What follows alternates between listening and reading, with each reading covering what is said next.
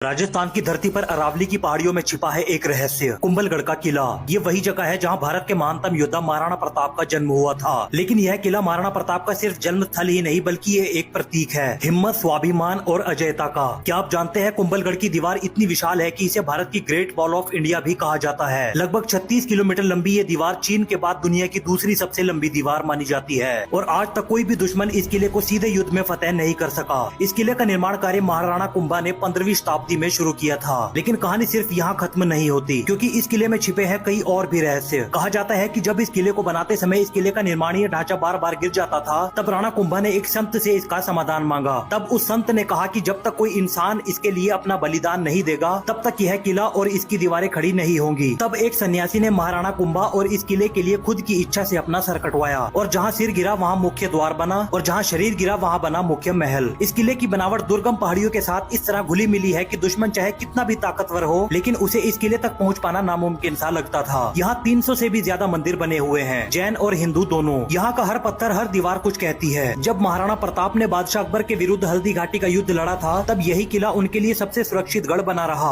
उन्होंने यहीं से युद्ध की रणनीति बनाई और अपनी सेना को इकट्ठा किया और यहीं से राजस्थान की आजादी को चिंगारी दी गई। कुंभलगढ़ सिर्फ एक किला नहीं बल्कि ये एक इतिहास की आत्मा है। यहाँ खड़े होकर आपको यहाँ की हवा में एक गर्व महसूस होगा, जैसे यहाँ का हर एक पत्थर आपको कह रहा हो कि डट जाओ, क्योंकि तुम प्रताप की धरती पर खड़े हो। तो जब भी आप कभी राजस्थान जाए तो कुंभलगढ़ को सिर्फ एक किला समझकर मत देखिएगा, बल्कि इसे महसूस कीजिएगा, क्योंकि इसकी चुप्पियों में शौर्य की गरज और दीवारों में आत्मबल की एक गूंज है। अगर आप भी मानते हैं कि इतिहास सिर्फ किताबों में नहीं बल्कि